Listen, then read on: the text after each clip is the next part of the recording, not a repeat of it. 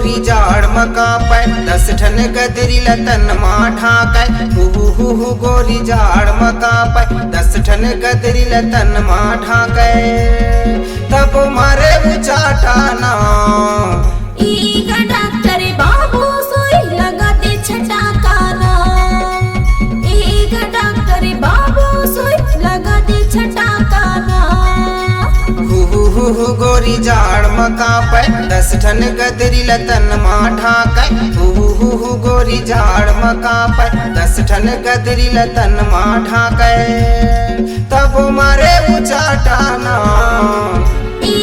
doctor बाबू सुई लगा दे छटाकाना डॉक्टर बाबू सुई लगा दे छटाकाना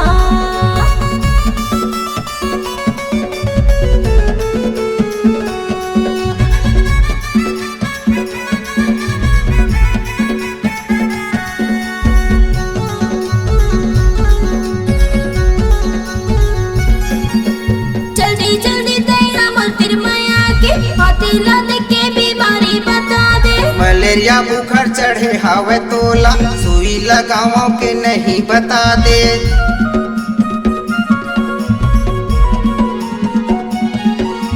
जल्दी जल्दी तैहा मोर माया के हतीला देख के बीमारी बता दे मलेरिया बुखार चढ़े हवे तोला सुई लगाओ के नहीं बता दे तू सूजी लगी रात भर मगोरी तू सूजी लगी रात भर मगोरी सुबह ठीक हो जाबे ना डॉक्टर बाबू सुई लगा दे छटाकाना डॉक्टर बाबू सुई लगा दे छटाकाना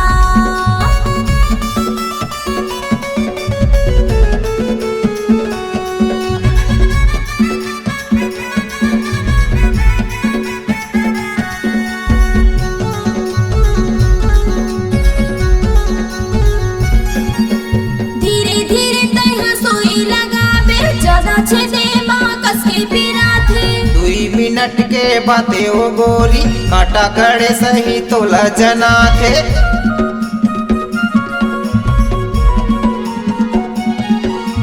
धीरे धीरे तैहा सुई लगाबे ज्यादा छे मां कसे पीरा थे 2 मिनट के बातें ओ गोरी काटा गड़े सही तोला जना थे ऐसन बीमारी जन होवे कोनो ला नहीं मिले संगी जल्दी उठेला खटिया ले चटाकाना डॉक्टर बाबू सुई लगा दे छटाकाना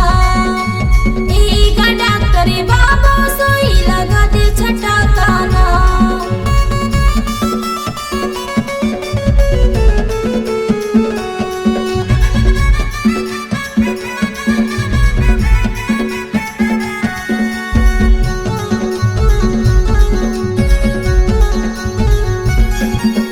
नवा नवा मैं हा डॉक्टर बने हो सुई हा लगी ता झन छटपटाबे देखी के कतई हम मोला लगाबे सुई न तोरे झन पे डोलाबे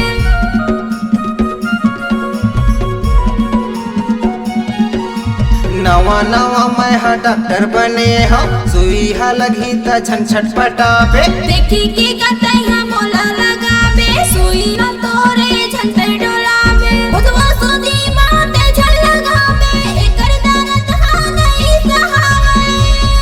अंगे अंग हा का पैना डॉक्टर बाबू सुई लगा दे छटाकाना डॉक्टर बाबू सुई लगा दे छटाकाना गोरी जाड़ मका पे 10 ठन गदरी लतन माठा कै गोरी जाड़ मका पे 10 ठन गदरी लतन माठा कै तब मारे उचाटाना डॉक्टर बाबू सुई लगा दे छटाकाना